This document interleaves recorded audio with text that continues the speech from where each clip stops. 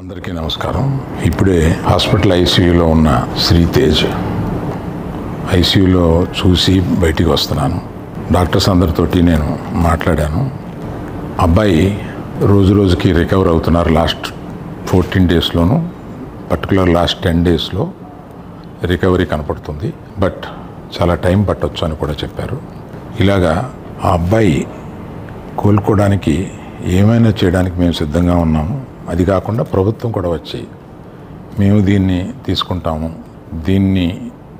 ఈ అబ్బాయిని సంపూర్ణ ఆరోగ్యంతో చూడడానికి ప్రభుత్వం కూడా ముందు రావడం చాలా అభినందనీయం.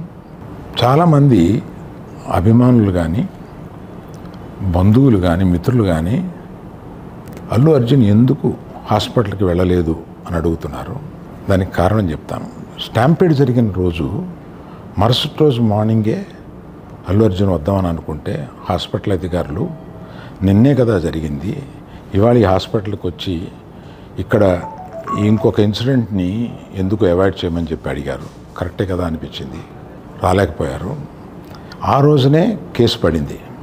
ఆ కేసులో పడిన తర్వాత మన legal team headed by Niranjan garu strongly advised Bunny should not go to the hospital at all or meet the parents ఇట్లా అని చెప్పి గట్టిగా చెప్పారు.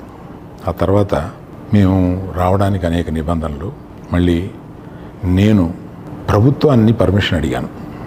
నేనన్నా కనీసం వెళ్ళి చూస్తే బాగుంటుంది అని. ఎందుకంటే ఓ రోజు బన్నీ బాధపడుతూ నేను చూడలేకపోయాను, నువ్వన్నా వెళ్ళి చూసిరా డాడీ అని అడిగాడు. నేను ప్రభుత్వాన్ని అడిగితే వారు పర్మిషన్ ఇచ్చారు.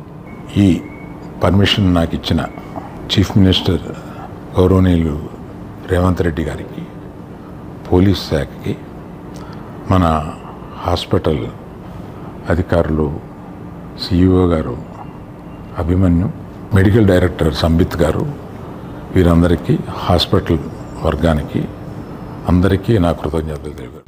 మా వీడియో మీకు నచ్చినట్లయితే please like, share and subscribe.